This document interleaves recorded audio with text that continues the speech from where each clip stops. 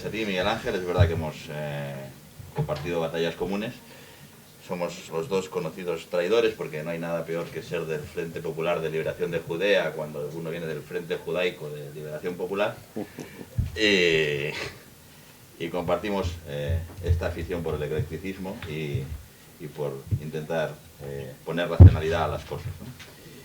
Cuando me pidió moderar una mesa en este curso, que yo estaba encantado, me dijo, solo puedo ir el viernes, y me dijo que en la última mesa pues estaba Rodrigo de Hay Derecho, y yo, como soy un super fan, inmediatamente dije, bueno, pues yo quiero presentar a... Uy, Ignacio, sí. Siempre lo digo al revés, claro. Lo he apuntado, somos lo digo al revés.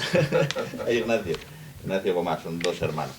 Y soy un super fan del blog, que creo que ha hecho uno de los trabajos más importantes que se pueden hacer, que es intentar meter en la cabeza de los españoles la importancia del derecho y de la ley para que haya concordia, porque lo que es seguro es que pueda haber derecho sin concordia, eso no lo sé. Lo que es casi seguro es que no hay concordia si no hay derecho. Y esto es muy importante y es, yo creo que una de las cosas que más me han movido a mí a meterme en el mundo de la política. Y Fernando es un excelente periodista, el cual dijo una cosa que no sé si mantendrá a día de hoy en la COPE cuando llegó, que es que se había acabado el tiempo de los presentadores estrella. Y que es verdad que es muy importante que haya un periodismo que no sea un periodismo estrella, que no genere odios y filias, sino que intente apelar a la razón, ¿no? Que no sea uno del Madrid o de Herrera o de Jiménez Los Santos, sino que sea uno de la razón y del conocimiento. Yo creo que ese esfuerzo es un esfuerzo muy importante. Y ya le he dicho que compartimos una cosa común, que es que parece ser que somos de derechas, porque los dos somos católicos, y entonces nos acaban de decir que somos de derechas. Menos mal que no nos han dicho que además somos homófobos, pero... Blancos parece que sí. Blancos. Y sin más ya les doy la palabra, para no perder. ¿Quién empieza? ¿Empiezas? ¿Yo? Bueno, pues buenos días a todos. Voy a empezar diciendo, termino ya, que es lo que se suele decir por los conferenciantes cuando faltan 20 o 25 minutos, que es lo que nos habéis dado para hablar. No. Y luego, lo siguiente que quería decir es que, bueno, he visto un poco el público que está en la primera de las charlas, los seminarios, y me he dado cuenta que, bueno, que yo no sabía muy bien exactamente a qué público te vas a dirigir, ¿no? Entonces, lo que tenía preparado era una prédica. Luego me he dado cuenta que yo creo que estoy hablando para convencidos, con lo cual, más que una prédica, va a ser un acto un poco de conjura. Un acto de conjura en el sentido de que yo lo que creo que hay que hacer es animarse, ir a la esperanza, ir a darnos cuenta de que yo creo que todos más o menos estamos diciendo lo mismo, que todos pensamos de alguna manera lo mismo y que esto es una cosa prepolítica. Quiero decir, a ver si me explico. Hay un filósofo, tú conocerás, que es de la raza Polakowski, que es un señor polaco, que viene a decir que, bueno, hoy día todos somos un poco de derechas, en algunas cosas puedes querer conservar, eres liberal en ciertos aspectos porque eres partidario de la meritocracia, y en otros aspectos, pues a lo mejor eres de izquierda porque quieres una seguridad social y un reparto y una distribución y no sé qué, ¿no? Pero hay ciertos basics, ciertas cosas que yo creo que todos, independientemente de la ideología o el pensamiento que puedas tener respecto a la sociedad, debemos mantener. Y una de ellas es de las que yo vengo a hablar aquí, ¿no? Que es el Estado de Derecho.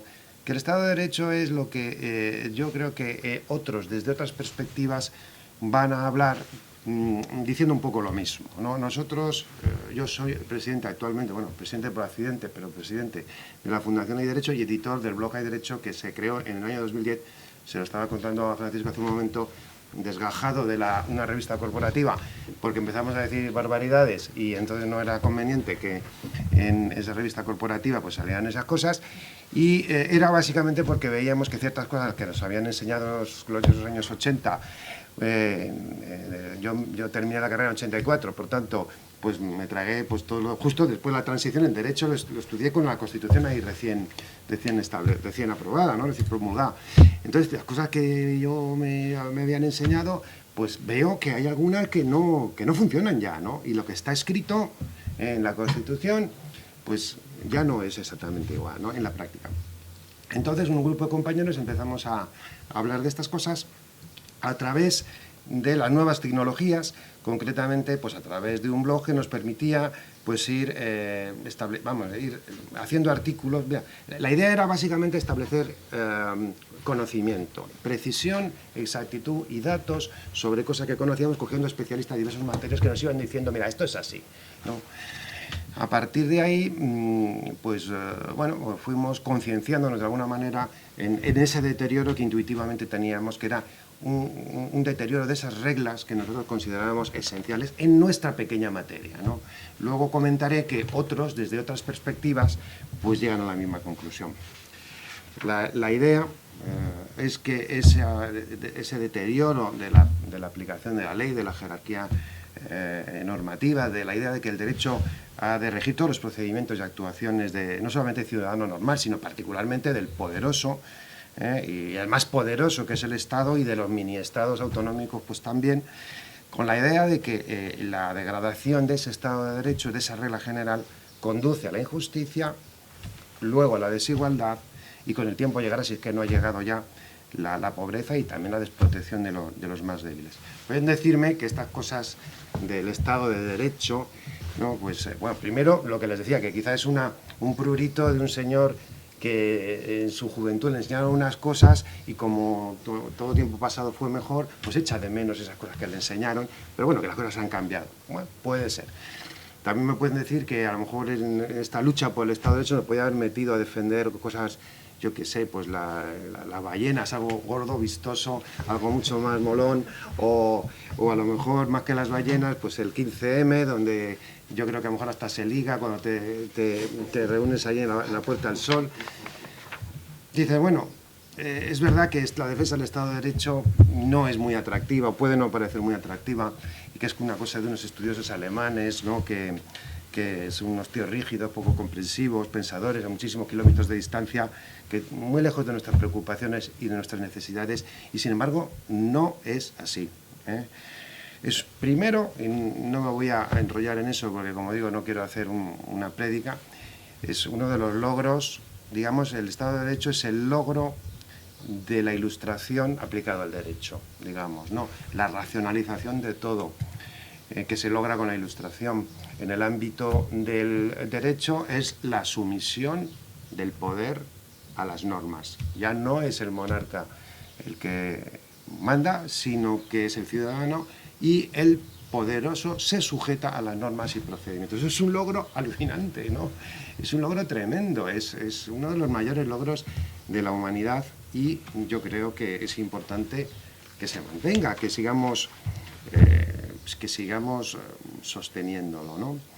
Es el gobierno ya de las leyes y no de los hombres, es el rule of law anglosajón, el Estado de Derecho en Europa. Me podían decir que esto, bueno, pues es una cosa de tipo constitucional que ya se arreglará, pero no es así, ¿eh?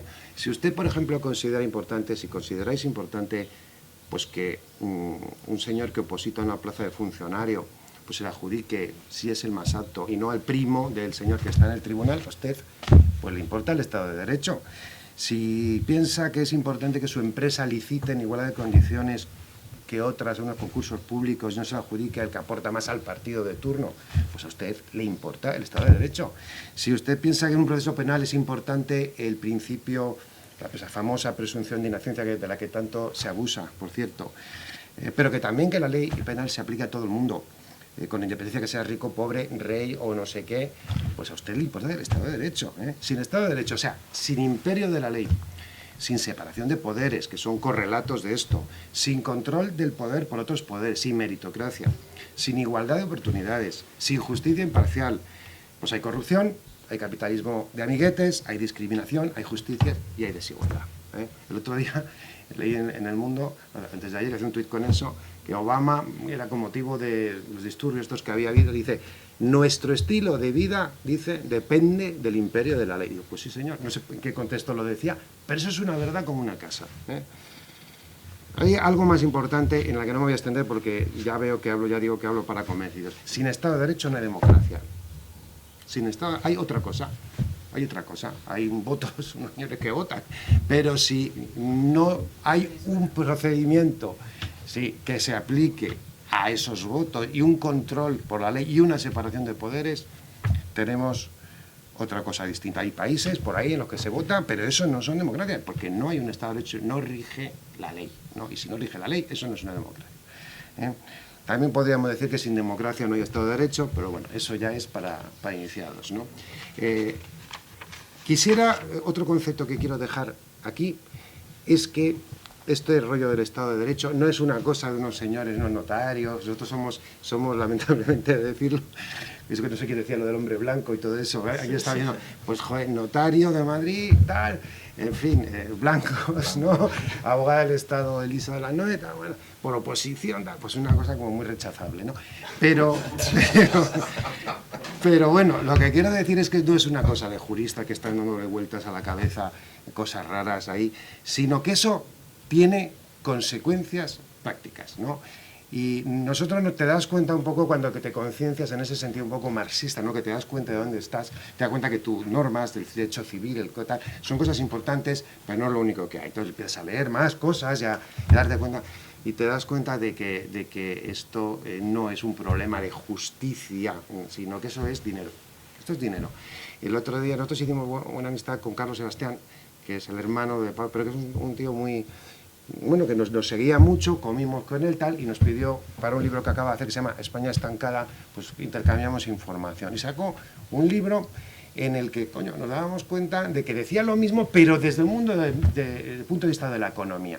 Y lo que venía a decir es que España se estanca económicamente porque tiene un problema grave institucional. Tiene un problema de un país en el que la ocupación de los partidos mayoritarios de todas las instituciones impide que haya los checks and balances, los controles, la rendición de cuentas que debe haber en un país mínimamente avanzado. El tinte marcadamente clientelar de la acción política y la devaluación de las leyes. Todo eso es estancamiento económico. Desde el punto de vista de la politología, pues está súper de moda.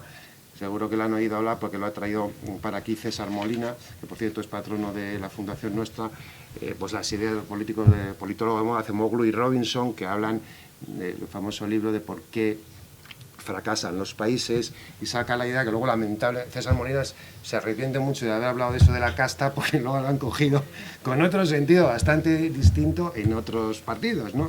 Pero bueno, lo que viene a decir es que, y esa visión para mí es muy importante, la visión institucionalista, ¿no?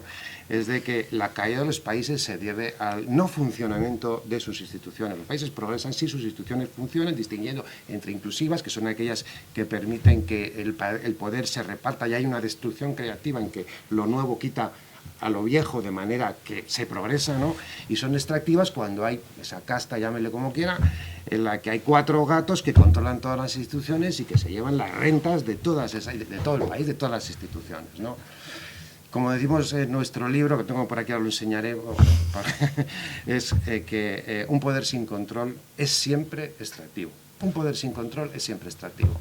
Y aquí los controles en España se han devaluado notablemente, ¿eh? Conecto ahora con la idea de la transición. La he iniciado, la he mencionado antes, ¿no? Que es que el Estado de Derecho es uno de los logros principales de la transición. España era un país, pues en cierto sentido, que llega tarde a todo, por la reconquista, por la existencia de un imperio político religioso que nos hace, bueno, no sé, que nos hace llegar tarde a la revolución liberal, a la revolución burguesa. No hay revolución industrial, no hay revolución obrera. Bueno, sí, ciertamente, no te digo que eso es historia.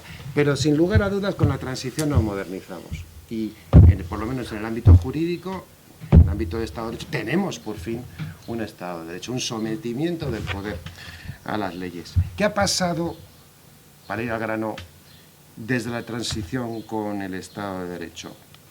Pues desde mi punto de vista lo que ha ocurrido es que ese ideal que está ahí se ha deteriorado.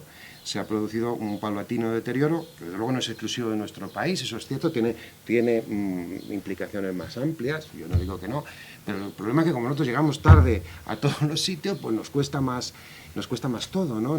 Vamos peor un poco en todo. Yo no soy catastrofista, ¿eh? Estoy un poco con lo que decía Santi, hay que hacer lo que hay que hacer y no creo que todo sea mal y tengo esperanza, pero creo que en España es peor que en otros sitios, en los que en Estados Unidos, en Suecia, en otros sitios, pues hay unos controles mucho más depurados. La generalidad de la ley, la igualdad ante la ley, el sometimiento de los poderes públicos a la ley, la imparcialidad de la administración, la independencia de los jueces, la función de control de gasto público por parte de los funcionarios, el papel de las agencias independientes, encargadas de vigilar las grandes empresas que actúan en el tráfico en competencia o no, pues, en fin, la distribución del poder territorial, todo eso creo que está en una grave decadencia y en el ámbito autonómico, pues no te digo, ¿no? Los sentimientos identitarios que pueden ser perfectamente razonables, pero quizá atribuibles a una carencia de una auténtica revolución liberal, no sé, generan desde luego en España una permanente tensión en el Estado de Derecho, nunca resueltas y desde luego no apoyadas en estas resoluciones por los órganos constitucionales destinados a resolver estas cuestiones, ¿no? Yo tengo un hermano, quizá algunos conozcan, tú lo conocerás, mi hermano Javier, Javier Gomá, que es un filósofo mediático de la familia, y bueno, como nosotros montamos el blog, sacamos un libro, él nos lo presentó también, y mantenemos una cordial diatriba sobre estas cosas, ¿no? Él dice una cosa que está muy bien dicha, es verdad, seguramente es verdad, que dice que el intelectual en esta época de crisis se ha portado muy mal, porque siempre ha puesto el dedo en la llaga y todo es negativo, todo funciona mal, cuando en realidad si nos ponemos a mirarlo bien, quizá este es el mejor momento de todos los tiempos y él, la prueba que da es que nadie querría volver a un tiempo anterior si no supiera exactamente qué papel le va a tocar en el juego de la vida, ¿no? Si va a ser rey, pobre, siervo de la gleba o qué, ¿no? Y eso, le acepto el argumento, ¿no? Pero mi contraargumento es que la vida no es así. La vida es así, luego a lo mejor así, luego otra vez así para abajo y luego a lo mejor sube, ¿no? Y a mí, en mi opinión, aun siendo eso en teoría general cierto, creo que estamos a lo mejor en un diente de sierra hacia abajo. Él creo que un poco ha reculado porque un artículo que sacó en El País hace poco, pues venía a decir, lo tengo aquí copiado, dice últimamente, España atraviesa ahora las dificultades propias de una democracia sin buenas costumbres, es decir, no pudo heredar la dictadura y no ha sabido inventarlas en estos 40 años. Carecemos de un ideal cívico, compartido, seductor y potente. Y luego al final pone una coletilla que yo creo que es para machacar a sus hermanos, porque dice, a lo mejor resulta que queremos reformar las instituciones, lo que queremos hacer nosotros, para no reformarnos a nosotros mismos y así permanecer instalados en nuestra suave vulgaridad moral, libres y sin compromiso para siempre, como una juventud eterna. Bueno, no sé, ¿no? Para mí la visión institucional es fundamental y, por si no me da tiempo, voy a entrar rápidamente a decir cuáles me parece a mí que son las claves, ¿no? Bueno, antes, para criticar a mi hermano, yo también, ahora que no está aquí, es que eso es verdad, por supuesto, la cuestión moral es importante, pero todos sabemos que hay menos accidentes porque hay un carnet por puntos. Y se ha dejado de fumar porque hay una ley ahí que te ponen un multazo. O sea, sí, pero no ha sido ni la salud. O sea, hay unas instituciones, unas normas que han producido un efecto que es evidente, ¿no? En España yo creo mucho en eso, en los sistemas. Por supuesto, uno que no va a robar, pues no robará porque no... Pero si te pillan cuando vas a robar, eso funciona también. Entonces, en España tenemos un sistema de incentivos que yo creo que ha producido la situación en la que nos encontramos. Como consecuencia de la transición, había un gran miedo, quien lo haya vivido como yo lo recuerda, los ruidos de sables, no sé qué, el Partido Comunista, no sé qué, no sé cuál. Y había que establecer un sistema de partidos muy sólido con el objeto de evitar lo que había ocurrido en la Segunda República, una radicalización tremenda de las posturas propiciada por un determinado sistema electoral. Aquí se establece un sistema electoral concreto en el que se logran listas cerradas, unas cúpulas muy fuertes, en las cuales se busca la solidez y la estabilidad. Cosa que en principio está muy bien, pero degenera en cartelización de partidos en los cuales hay una cúpula muy pequeña, se convierte en esto realmente en una cupulocracia que controla la totalidad de los resortes del Estado poco a poco. A poco de llegar el Partido Socialista, pues la pretendida libertad, la pretendida imparcialidad del Consejo General del Poder Judicial se pone en solfa y el señor Alfonso Guerra dice que Montesquieu ha muerto. Eso es bien conocido, y en ese momento pues se deroga la ley que establecía un sistema de elección del Consejo Rector de los jueces, que era bastante paritario, establecía un sistema totalmente politizado, que, por ser muy concreto, lleva a que al final el tribunal que iba a juzgar, por ejemplo, lo de Gürtel, por ponernos muy cerquita, resulta que era una señora y un señor que, bueno, la señora concretamente había estado dentro del Consejo General del Poder Judicial a instancias del PP, y luego ese consejo le nombró a ella para ese tribunal, ¿no? Entonces dices, hombre, yo confío totalmente en esta señora, pues, en sus mejores intenciones y unos principios morales, pero eso no va así, eso no puede funcionar así, simplemente, aunque solo sea por una cuestión de sesgos cognitivos, eso no puede ser así, y eso es lo que ocurre, que al final hay unos señores aforados, que hay 10.000 aforados en España, que son juzgados por unos jueces que han puesto ellos mismos. Esto cualquiera que lo piense un poco se da cuenta que no puede funcionar así. Hay un librito muy chulo de Muñoz Molina que se llama Todo lo que era sólido, yo creo que mucha gente lo conoce. Además es un señor muy de izquierdas, que era un funcionario, bueno, en su momento, ¿verdad? No sé, pero era un señor que era funcionario de la administración de municipal, y dice que, bueno, lo que era una subsección de aguas del Ayuntamiento de Granada, cuando llega a la democracia se convierte en la agencia estatal de no sé qué, no sé cuánto, funcionar, y en el que los políticos empiezan a considerar siempre molestas, trabas burocráticas, cualquier cosa, ¿no?, que sea someterlos a la ley, ¿no? Y lo que se empieza a crear lo que se empieza a buscar es la creación de una legislación que les permita hacer lo que le dé la gana, ¿no? Sí, y curiosamente hay una idea que es particular mía, pero da la impresión, ¿no?, que en el franquismo, que es la que se crean las leyes de régimen jurídico de administración del Estado y procedimiento administrativo, parece como si el franquismo quisiera cubrir con legalidad la falta de legitimidad que tenía, y curiosamente cuando llega la democracia, que tenemos la legitimidad, esa legitimidad tiene que llegar absolutamente a todos los sitios en contra de la legalidad, y no, son las dos cosas, legalidad y legitimidad, que es un poco la misma idea que decía antes. Al final no hay democracia sin Estado de Derecho. Lamento sí. tener que cortar. Bueno, ¿ya he terminado o puedo concluir? Tienes un minuto. Un minuto, Sí. Bueno. Bien, iba a poner un montón de ejemplos del Parlamento. Solamente decir, ¿qué hacemos? Bueno, pues la idea de la conjura es esa. Nosotros somos una fundación que nos dedicamos a transmitir estas ideas y a dar un poco de esperanza. España, las dos ideas que tenía fundamentales es que España no es incorregible, Spain no es diferente. De hecho, la palabra regeneración a mí me repatea un poco, porque me recuerda eso de que España, es el que le duele España, el feroz análisis de todo lo que hacía Unamuno.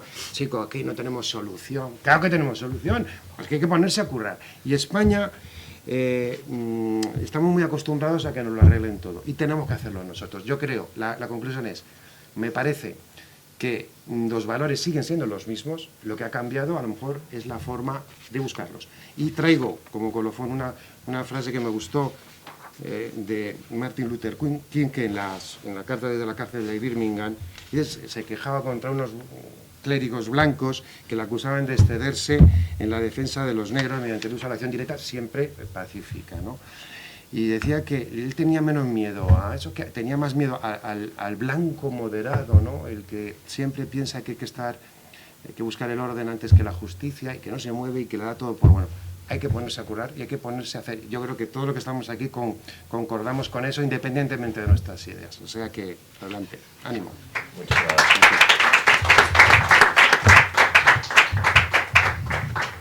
Tu turno, Fernando. Muy buenas tardes ya a todos. Yo agradezco a Libres Iguales y a la universidad esta invitación, especialmente a Miguel Ángel, que ha sido el que me ha hecho estar aquí. Yo voy a hacer, esta mesa redonda se titula Estado de Derecho, Estado de Concordia. Yo voy a hacer de hermano de Ignacio. No hay Estado de Derecho, o sea, sin Estado de Derecho no hay democracia, pero no hay democracia sin una cultura y una antropología democrática. Hay una circularidad inexcusable, me parece, en esta cuestión. No voy a hacer del hermano alternativo, sino de hermano complementario. Precisamente yo creo, ahí Oliver Roy, que ha estudiado en Francia eso para otras cosas, lo ha estudiado precisamente para el problema del integrismo, y yo creo que tenemos que recordar en este momento a los 84 muertos en Niza. Lo que estamos trabajando hoy aquí creo que tiene mucho que ver con el reto que supone el terrorismo yihadista europeo, porque esto es yihadismo europeo. Bueno, Oliver Roy precisamente lo que le critica fundamentalmente a los neoconservadores y a los progresistas es que no comprende que la democracia es un problema cultural y antropológico. Yo creo que esa es la gran cuestión en este momento en España. Antes preguntabais o se debatía con interés, y a mí me parece que es una pregunta muy interesante: ¿qué se puede hacer? Yo creo que aquí hay una gran batalla cultural que librar, una gran batalla de criticidad, una gran batalla educativa, porque al final las instituciones son fundamentales, pero todo el proceso democrático está muy basado en el yo, en la conciencia crítica y sistemática que se tiene sobre las cosas. Precisamente los dos discursos dominantes en este momento en España, la tecnocracia y el populismo, por un lado y por el otro, hacen agujero en este punto. Yo precisamente en mi intervención lo que voy a hacer es plantear la cuestión del relato, la cuestión de la cultura, la cuestión de la criticidad sobre la transición.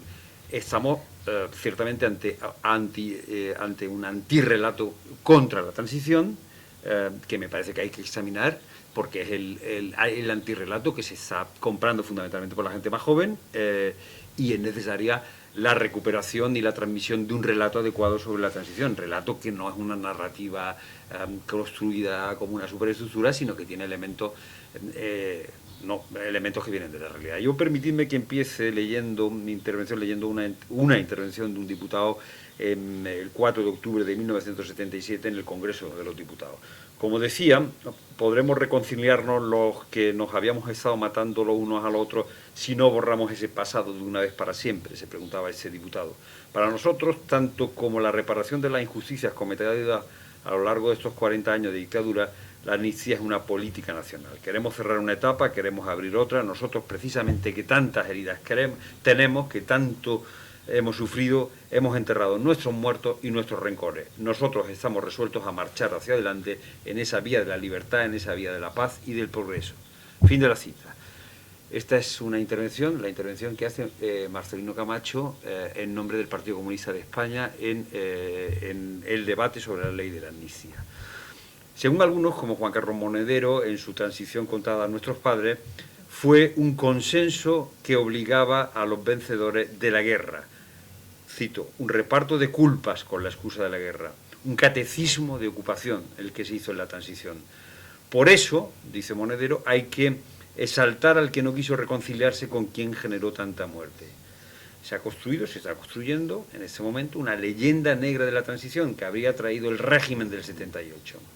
Hay quien afirma, como Gregorio Morán, con más aparato crítico que Juan Carlos Monedero, en su libro El precio de la transición, que el consenso, la concordia, fue una omertá cuasi mafiosa, en la que nunca tantos perdieron tanto.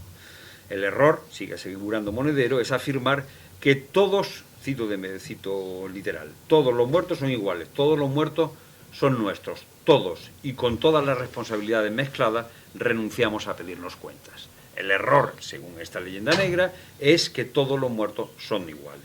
El objetivo sería conseguir, por tanto, una justicia no alcanzada, reabrir la cuestión de la memoria histórica, no reabrir fosas, reabrir la memoria. El franquismo, como en la fórmula de la ley a la ley, habría blanqueado las responsabilidades y habría creado el régimen del 78 bajo el que estamos. La transición sería ilegítima porque no restauró la Segunda República. Monedero lo dice claro. En el 39 tenían un gobierno, tenían una constitución, tenían unas elecciones. Podríamos estar aquí mucho rato contando la leyenda negra, pero yo os describo lo esencial de esta leyenda negra contra la transición. Me parece a mí que esta revisión histórica pasa por encima de los hechos. Tras la muerte de Franco, por ejemplo, un editorial en The Times aseguraba: el escenario se pone gradualmente a punto para un régimen nuevo y violento de derechas, una violenta revolución de izquierda o incluso para otra guerra civil de los dos bandos. este editorial de Times nos da la temperatura real del momento. Difícilmente se puede contar la transición como una construcción creada por el propio franquismo, por el búnker. El franquismo era ajeno a un proyecto de esas características. Basta, por ejemplo, leer la intervención de Martín Artajo en la Asamblea del Consejo de Europa en 1961, después del contubernio de Múnich, de lo que Franco llamó el contubernio de Múnich, cuando Martín Artajo, después de todos los años que han pasado, sigue diciendo: nosotros tenemos que tener una situación especial porque acabamos de sufrir una guerra civil. Habían pasado 20 y tantos años y todavía el franquismo hacía el discurso de que España tenía que ser diferente porque acababa de terminar una guerra civil. El búnker hubiera sido incapaz de generar una reforma política, vamos. De hecho, ahí está la reforma de Adrián Navarro, que fracasa inmediatamente. Ni la transición es un producto del franquismo, ni es una puñalada por la espalda, utilizando una fórmula clásica, a la Segunda República. Hay que recordar qué es lo que decían los republicanos poco después de acabada la guerra. ¿Qué decían en el exilio? Hay que recordar lo que decía Indalecio Pireto cuando le escribía a Negrín, poco después de su salida de España. Pocos españoles de la actual generación están libres de culpa por la infinita desdicha en que han sumido a su patria. Eso lo dice Indalecio Prieto. El propio Azaña dice: ascenso común es lo que nos ha faltado. No se puede, como dice Juan Francisco Fuentes, hacer una ucronía de la Segunda República. Solo porque si tú le das la voz a los protagonistas de la Segunda República, no hacen la reivindicación de la Segunda República que hace Juan Carlos Monedero en este momento. Hay que irse al contubernio de Múnich, al abrazo entre Rodolfo Llopis y Gil Robles, al discurso de Salvador Madariaga, cuando dice o en este momento se acaba la guerra. O sea, hay que hacer hablar a los textos, hay que guardar la memoria real yo ya no digo de los franquistas, no me interesa la memoria de los franquistas, me interesa en este momento la memoria de los republicanos. La transición es un acontecimiento casi único porque permitió un cambio pacífico desde una dictadura a un régimen democrático, en años en los que la violencia de ultraizquierda y de ultraderecha era fortísima. A mí me interesa entender, porque creo que no es hacer arqueología, entender el humus antropológico y cultural que en esta circunstancia se produce, que ahora es rechazado, porque tendríamos que estar en una reivindicación perpetua de la justicia y de la dinámica del chivo expiatorio. Precisamente la dinámica del chivo expiatorio, que es la que ahora la leyenda negra quiere resucitar, que la tecnocracia no entiende, porque piensa que es solo un problema de gestión. El gran mérito de la transición es que la dinámica del chivo expiatorio la supera en unas circunstancias de violencia bestial. Hay que recordar que ETA asesinó en el 78 a 69 personas, en el 79 a 83 personas, en el 80 a 99 personas. Así se hizo la transición. O sea, hay que recordar la matanza de Atocha, hay que recordar al Partido Comunista en esa manifestación silenciosa y reivindicarlo, ¿no? Volvamos a la ley de amnistía de 1977, que a mí me parece que es uno de los momentos cumbre del paso adelante que supuso la transición. Se objeta que la naturaleza pactada de la transición hace imposible la justicia retroactiva. Yo creo que yo estoy ahí con Charles Powell cuando dice que bueno, hay transiciones en las que se ha intentado hacer depuraciones, pero es que las depuraciones siempre suelen salir mal. Pero yo voy un poco más adelante y voy a la cuestión fundamental y nuclear. Es que no hay justicia porque los españoles en un momento determinado quisieran perdonarse y reconciliarse. Yo creo que el estado de concordia fue efectivo porque tuvo el coraje y el realismo de afirmar que hay una justicia más allá de la justicia retributiva que se puede encontrar en ciertos procesos. Aquí el problema es que la generación que hizo la transición no ha tenido, quizá no hemos tenido la capacidad educativa, primero de hacer, o sea, la generación de la transición hace la Gran Machada, una machada realmente envidiable. La Gran Machada que supone no seguir con la dinámica perversa del chivo expiatorio. O sea, en contra de lo que dice Monedero, yo creo que es un gran mérito no haber distinguido ya entre muertos buenos y malos. He leído a Marcelino Camacho, que podría haber sacado muchos motivos para... o sea, no es Marcelino Camacho, un tío que ha estado en la cárcel, que ha estado perseguido. O sea, el Partido Comunista de España defiende profundamente la transición. ¿no? Yo creo que ese conocimiento no se ha transmitido de forma crítica a la nueva generación. Yo creo que, rápidamente, porque se está acabando el tiempo, pongo encima 5 o 6 elementos que hicieron posible esa concordia. Primero, evidentemente, el desarrollo económico, que no es solo un desarrollo económico tecnocrático, como ahora se quiere interpretar. Es muy importante cómo se leen los acontecimientos. Es un desarrollo del bienestar. El bienestar, a partir de los finales de los años 50, hace que los españoles no quieran volver a la situación anterior. Hay un ejercicio de memoria, esto lo ha dicho Stanley Payne, por activa, pasiva y perifrásica, y yo creo que es difícil de rebatir. La transición se fundamenta en un ejercicio de memoria. Y se dice, no queremos volver a lo anterior. Un ejercicio de memoria absolutamente consciencia. Deseo de prosperidad, ejercicio de memoria, y luego unos elementos de pretransición que son interesantes para rastrear en este momento en el que está por delante la reconstrucción de la sociedad civil. Primero, el movimiento obrero es muy importante. Hay quien dice, la transición se hizo desde arriba y en realidad los sujetos de la transición son pocos. Verdad que los sujetos de la transición son pocos, pero sin una circularidad entre la parte de arriba y la parte de abajo no hubiera triunfado la transición, porque al final, ante el ataque de la violencia, quien frena eso es la sociedad. Ahí están las encuestas que ha rescatado Charles Powell sobre lo que pensaban los españoles en el 76 y en el 77. La mayoría de los españoles quería Europa y quería democracia, con lo cual hay una sociedad civil consciente, lo que pasa que no tan vertebrada y articulada como puede estar después, que quiere esa democracia. Hay un movimiento obrero que ha hecho oposición, y en el movimiento obrero hay un Partido Comunista y hay una Iglesia Católica que han estado haciendo oposición en multitud de instituciones.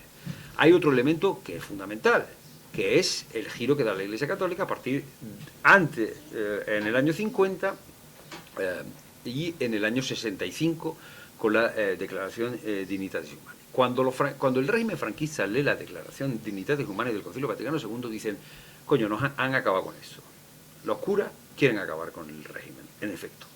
O sea, a partir de la Declaración Dignitatis Humanae del 65, ya no es solo una cierta iglesia minoritaria que está luchando contra el régimen, la iglesia, en sus obispos, entiende que el problema de la libertad religiosa tiene que cambiar. El problema de la libertad religiosa es una bomba absolutamente destructiva, porque el franquismo piensa que lo ha hecho todo por la Iglesia. A mí me debéis todo. ¿Qué hacéis vosotros ahí? Y entonces, no, mire usted, es que no me interesa lo que usted me da, que es lo que le dice la Iglesia a partir del 65. Es verdad que la Iglesia ha sostenido el régimen, pero a partir de ese momento ese giro fundamental. Y eso crea también un sujeto educativo, o sea, un sujeto educado que al otro, y este me parece que es un punto esencial de todo el momento de la pretransición, del momento prepolítico del que tú hablabas antes, al otro se le deja de percibir como enemigo, como el mal que hay que evitar. La propaganda del régimen franquista había construido todo un sistema para decir, el otro es el problema, el comunista, el rojo, etcétera, etcétera. Hay dos elementos que rompen el discurso del chivo expiatorio. Fijaos cómo el discurso del chivo expiatorio ahora renace. Lo que se hizo en la transición fue romper la dinámica del chivo expiatorio. Y ahí yo creo que el Partido Comunista es decisivo. 1956, estrategia del Partido Comunista de reconciliación. Es verdad que luego el Partido Comunista sigue pensando que se puede conseguir un proceso revolucionario, pero el Partido Comunista a partir de 1956 cambia. Yo creo que el gesto de Atocha, por ejemplo, es decisivo, y el elemento también educativo del pueblo, que es muy importante, pues yo creo mucho en los procesos educativos, es la Iglesia que empieza a decir, no, como que el otro es el problema, no, el otro es un bien.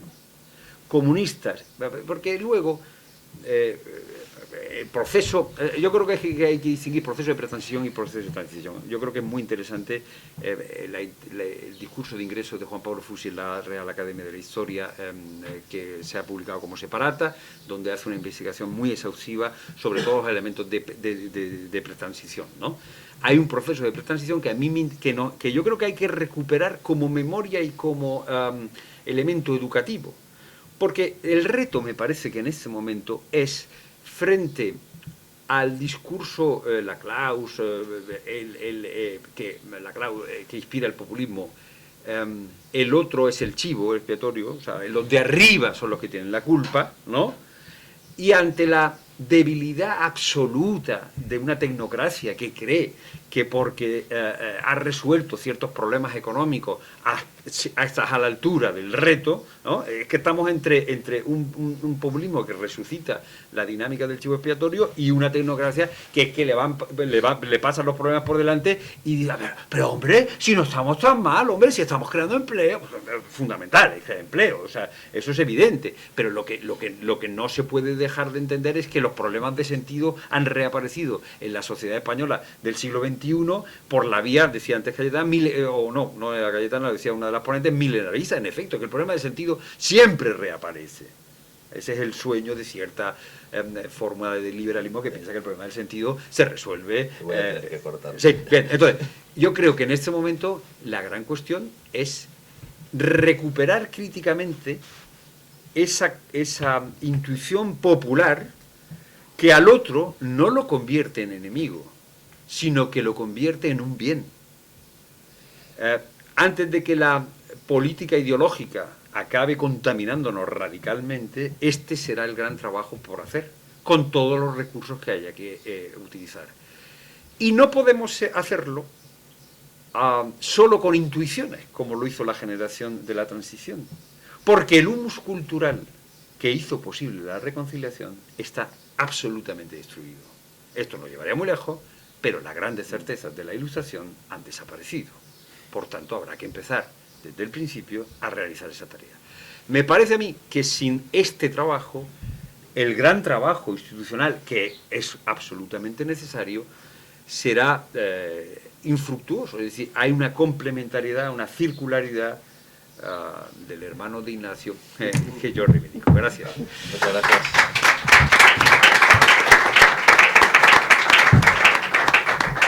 Bueno, ya antes de dar la palabra a un turno de preguntas, que será 3 minutos, quiero decir dos cosas, ¿no? Es decir, creo que aquí se ha resumido muy bien la situación en la que estamos, el problema. Estamos en un país que ha vuelto efectivamente al chivo expiatorio, a buscar culpables, que siempre es mucho más fácil que buscar soluciones. Es una cosa que se vende mucho más. Y que, como decía antes Teresa, el problema de nosotros, de los que estamos aquí en medio, es que no conseguimos transmitir, como decía Ignacio, que la lucha por el Estado de Derecho es una cosa sexy, vamos a explicarlo así. ¿Por qué? Porque es la lucha por la libertad. Y eso es lo que, si hay algo que genera emoción, o por lo menos que a mí me genera emoción, y que genera emoción en los jóvenes, es la libertad. Y eso es lo que nos jugamos en estas circunstancias. Nos jugamos ser un país libre, porque no hay legitimidad sin legalidad, legalidad sin legitimidad. Las dos cosas son imprescindibles. Y como yo no es mi mesa ni mi turno, os voy a dar el turno de palabra. ¿Alguna pregunta? Nos vamos a comer, ¿no? Nos hemos convencido. Nos hemos convencido. Pues... Sí. Una pregunta, muchas gracias a los tres por venir y por hablar tan bien y tan sensatamente y tan complementariamente. Quiero preguntar a Ignacio una cuestión que me enlaza con algo de lo que hablamos ayer, ¿no?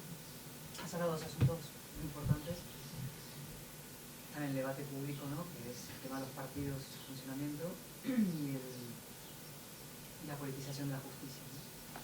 Son dos ejemplos que yo traje a colación ayer para explicar que la Constitución es impecable en ambos artículos. Sí. Uno de los grandes mantras de la reforma constitucional para resolver la falta de democracia que hay entre los partidos y el blindaje partidista, digamos, el control que tiene toda la razón del mundo. Yo lo he padecido y vivido muy de cerca, la populocracia absoluta, el culto al líder, etc. Pero paradójicamente, también pasa con la justicia, ¿no? La necesidad de reformar la Constitución para que haya una justicia independiente. Pues tú haces la Constitución y la ley es impecable, y han fallado la práctica política. Lo que han fallado son las actitudes políticas, ¿no? Con lo cual, hay una parte, digamos, de tarea de identificación de la reforma constitucional que hay que hacer, y luego una tarea muy complicada de reforma institucional, si se quiere, pero de cultura democrática, ¿no? Yo voy a poner el caso de los partidos, que lo conozco muy bien. Existen los cauces del debate para debatir cuestiones. Existen los órganos para debatir. los comités ejecutivos, la junta directiva, las reuniones de grupos parlamentarios. Yo te hablo del que conozco y yo creo que nosotros probablemente sea bastante parecido, ¿no? Pero lo que no existe es una cultura profundamente, digamos, que considere normal la discrepancia, que considere sana que haya un debate en el que no estemos de acuerdo y que haya finalmente una posición que se imponga a la minoritaria y que sea respetada por la minoría, pero que ese debate sea fructífero y pueda de alguna manera alterar el producto final, ¿no? Y eso ¿cómo hacemos para que eso que vosotros hacéis desde vuestra, que nosotros reivindicamos también, en la medida en que también estamos en lo prepolítico, ¿no? ¿Cómo hacemos? Y no me digáis si una ley educativa de aquí a no sé cuántos. Porque ya sé que la ley educativa hay que hacerla y que todas las que se han hecho hasta ahora, eso no lo han abordado. No existen, está vinculado al mundo anglosajón educado ahí, y ahí sí existe una cultura de debate, de discrepancia, de contestación, de espíritu crítico, ¿no? Socrático, crítico, en la manera educativa. Pero ¿cómo trabajamos eso? Bueno, yo en este libro, aprovecho para hacer publicidad. No, hay un capítulo que, aunque esto está hecho por Sansón Carrasco, que somos los editores, hay un capítulo que más lo hice yo, esa parte lo puedo decir secretamente, quien hablaba de la Constitución, y no sé si al final Elisa me lo cambió, no me acuerdo, pero era del espíritu de las leyes a Walking Dead, ¿no? Porque, parece que la Constitución es todo perfecto, todo... Y luego al final la Constitución es una especie de ente más vivo que más muerto que vivo, ¿no? En el cual, lo que está escrito aquí no está por ningún lado, ¿no? Entonces, es lo que yo creo que ha sido fenomenal, no ha sido postureo, yo creo que es verdad que las dos cosas son fundamentales. El problema es que la educación es a 25 años y a lo mejor cambiar una norma pues puede funcionar más a corto plazo. Ambas cosas son fundamentales. Yo voy a hacer una pequeña confesión personal también, desde pasar del Código Civil, la hipotecaria y tal, para meterte en estas cosas, pues a veces te faltan instrumentos, ¿no? Y tú tienes intuiciones, tienes cosas, esta ley no funciona, ¿por qué? Si está escrito, ¿por qué no funciona, no? Y me he puesto a estudiar políticas. Entonces, hago una asignatura por semestre porque no me da tiempo más, pero una de ellas es la definición de democracia, ¿no? En el fundamento, es muy bonito ver cómo, pues es verdad, ¿no? Hay diversos niveles. La nuestra, pues ha devenido una democracia débil, ¿no? Una democracia en la que hay que llegar a esas fases más avanzadas en las cuales hay una cultura democrática. Uno de los posts que hice yo hablaba un poco de eso, como motivo de los pactos que se suponía que tenía que haber y no ha habido, ¿no? Y ponía un ejemplo que era en Holanda, la que llamaban democracia consociativa, en la cual se hablaba de un país en el que hay tantos partidos y tan opuestos que parecía que no iba a salir nada. Y al final se va creando poco a poco una cultura por necesidad de, vamos a ver qué puntos tenemos en común, ¿no? Y cómo lo sacamos adelante. Podemos tener diversas ideas, pero ese señor no es mi enemigo, no quiero matarle, no, jamás no lo sé, ¿no? Y pues, ¿cómo hacerlo? No lo sé. Yo te digo lo que hacemos nosotros, que es la única forma que se nos ha ocurrido, que es concienciar, o sea, es ir dando el coñazo, es ir sacando ideas, es ir sembrando una pequeña cosa, una cosa para que veáis que funciona, ¿no? El tema de los aforamientos, eso es una cosa que se le ocurrió a Rodrigo, porque le pidieron en UPyD que se leyó un libro de 1000 páginas, hizo un post, lo mandó a UPyD a no sé, y al final el tema de los aforamientos está ahí, y tarde o temprano eso se va a modificar, porque ya ha calado en la gente. Y como eso, 20.000 cosas, como decía Burke, que es una frase que nos encanta. Dice, lo peor es el que no hace nada porque solo puede hacer un poquito. Bueno, hay que hacer ese poquito, ya está. O sea, no podemos intentar cambiar, no voy a poder cambiar la Constitución ni hacer ninguna ley ni nada. Lo único que puedo hacer es venir aquí, predicar un poco o concienciar o conjurarme, y ir a otro sitio, sacar un libro, sacar un post, porque ahora realmente yo creo en eso, realmente creo que es imprescindible cambiar las cosas, y es imprescindible también, sin lugar a dudas, estoy totalmente de acuerdo contigo, la educación. Lo que pasa es que eso es a medio plazo. Pero yo ahí, perdonar que disienta, el problema educativo no es un problema solo generacional, o sea, de la próxima generación. Cuando yo hablo de educación hablo en un sentido más amplio, educar a las nuevas generaciones, educarse, o sea, quiero decir, yo creo, frente a la perspectiva tan negativa que a veces parece dominar, yo creo que si uno mira atrás, hace 5 años la partitocracia era dada por descontado. Hace 5 años la partitocracia era una cosa que nadie se atrevía a cuestionar. Yo creo que estamos en otro momento totalmente diferente al anterior.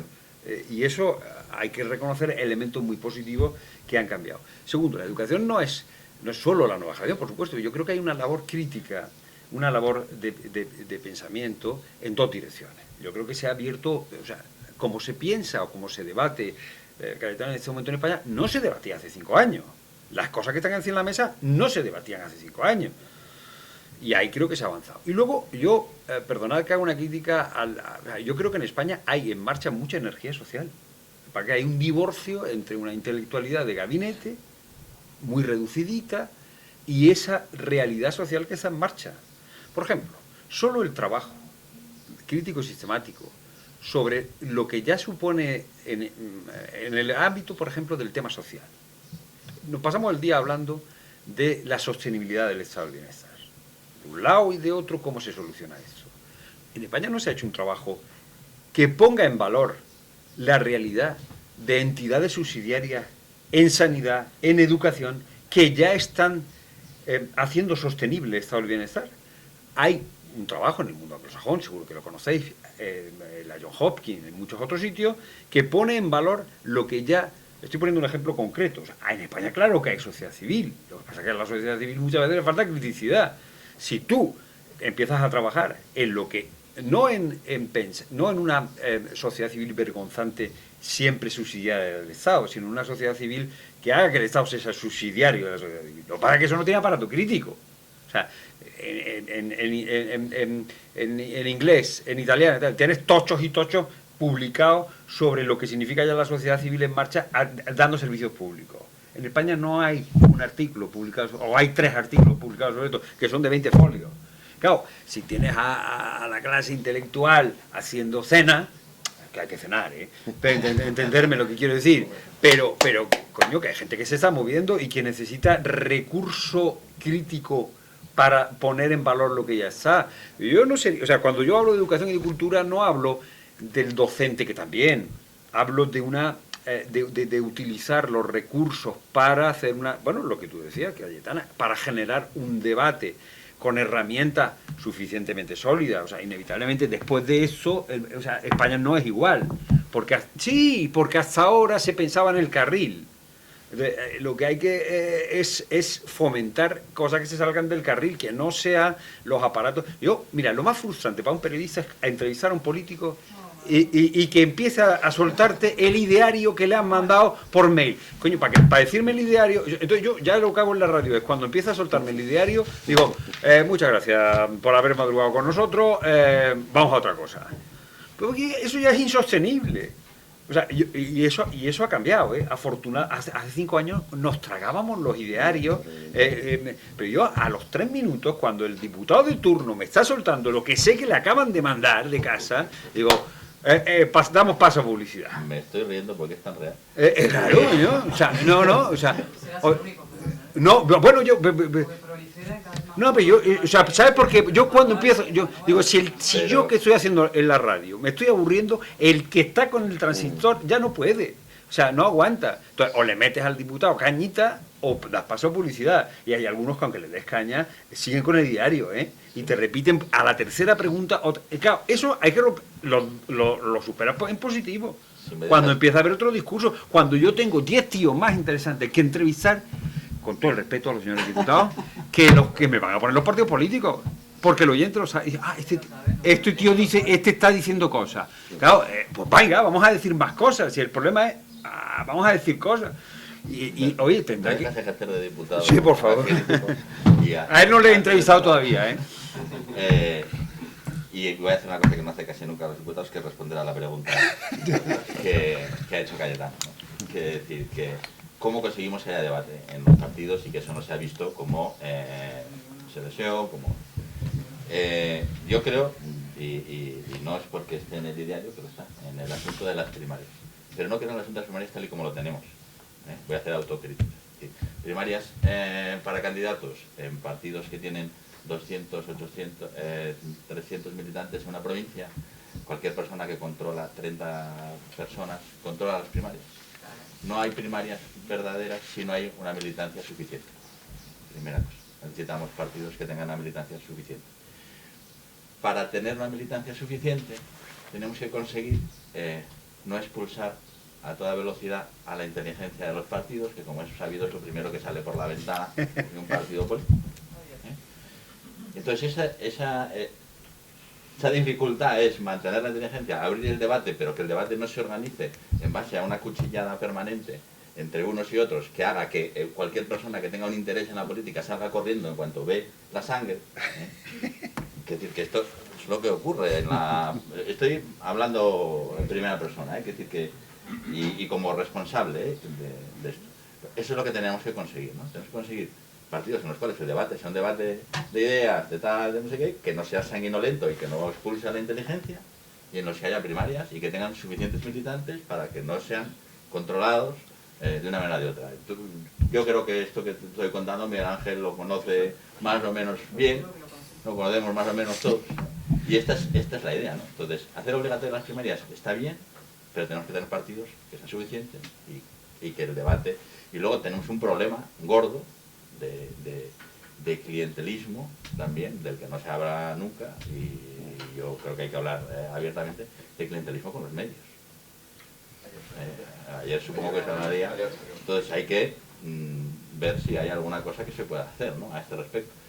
Entre otras cosas, pues por ejemplo valorar si licitadores o contratistas de obra pública pueden ser accionistas mayoritarios de medios de comunicación. Y por decir una cosa gorda así, antes de que me... Claro. Sí, esto es muy importante el medio local, claro, medios los regionales. medios locales es lo que tiene. Pero vamos, hay tarea por hacer, sí. Algunos la intentamos... No tengamos más tiempo porque esta parte da, por ejemplo, el tema de la financiación de la sociedad civil. Hay derechos, libres iguales, cualquier otra que haya querido, intentado en este país montar una pequeña cosa se dará cuenta que hay un obstáculo completamente inconfesable, pero del que hay que hablar, que es que no hay un ser humano en este país, que ponga un más duro. allá de los ciudadanos de a pie muy modestos que ponen un poquito de más, las élites medias y altas que apuesten por pequeñas asociaciones medianas que tengan vocación y compromiso público y defensa. Es que eso te lleva a otra cosa apasionante, que es el capital como se ha usado en España, claro. Es decir, Esto ha habido uno de Mansalva, pero no para las iniciativas de convicción democrática. ¿Y sabes por qué? Por mi experiencia, están siempre pensando los partidos políticos... ¿Qué van a pensar? ¿Qué piensan? Sí. Siempre. pero es con su ¿Esto me perjudica? ¿Si perjudica a un partido? Sí, no. Esa es la reflexión que hacen. Ese es el problema del clientelismo. Pero eso lo abres, eso solo lo consigue abrir, o sea, hay que abrir, la tarea es abrir espacios de libertad, no teórico, o sea, por la vía de los hechos, o sea, romper el clientelismo. Y yo digo, el clientelismo, hombre, es difícil romperlo, pero lo rompe ejerciendo la libertad de hecho, porque entonces el partido político, o sea, es... Pero eso tiene que financiar, Miguel Ángel me está dando ya... Sí, pero es que... Y tenemos que cortar. Hay que hacer otro de estos. Sí. Me deja preocupado esto que habéis dicho. Me deja preocupado hasta tal punto que empezamos casi con lo que estáis diciendo, vamos a pasar de clientelismo a una falta de libertad. Porque estáis diciendo, tiene que haber más afiliados en un partido político. ¿Los obligamos a que se afilien? ¿Tienen que donar dinero a ciertas causas? ¿Obligamos a esta gente? Cuidado que nos podemos pasar nos podemos dar una vuelta al otro lado, ¿no? No. No es una prescripción, no es decir, hay que obligar a la gente a que hagan, no, en libertad absoluta, de cada uno lo que le da gana. Analicemos las cuestiones como tal y eso es la realidad. Sí. Es que no hay una cultura en este país y que en el Reino Unido y Estados Unidos hay mucha sociedad civil. Totalmente. La defensa de la democracia, Eso sí. la investigación creo que fue... Es porque piensan que te lo tiene que hacer otro. Totalmente, no, pues es estatalista. La resistencia democrática en Cataluña, por ejemplo, Antonio Robles, que lleva 30 años luchando contra la intolerancia lingüística, la imposición, etc., nunca ha recibido ayuda del Estado, que no es lo que estoy hablando. Estoy hablando de ayuda de ricos catalanes que estuvieran preocupados por el devenir de su comunidad. Pero es que en España nos debatimos entre el Estado, o sea, el sujeto es o el Estado o el mercado. Sí. El Estado o el mercado. Y entonces uno absolutiza el Estado en su teorización y el otro absolutiza el mercado. Cuando el sujeto real, que hace posible que el Estado esté en pie y el mercado funcione, es el sujeto social. Pero esta realidad de hecho no se hace cultura. Y por eso, así como el anglosajón sí tiene una facilidad, porque dice, si yo, mira, yo antes de pedirme la vacación al Caribe, creo que es importante apoyar a mi sociedad en el tal. Pero el problema es que la cultura española oscila entre la teorización estatalista y la teorización del mercado, entre la mano invisible y el Estado que lo resuelve todo. Y son complementarias. Y el liberal está cómodo y el socialdemócrata está cómodo. Y están los dos cómodos. Claro, es que tener una democracia sana tiene un coste, un precio. Absoluto. Un riesgo moral. Así es. En empeño, en compromiso. Tienes que asumir unos riesgos. Y eso es lo que falta. Y se paga. Pararnos, que si no, no comemos.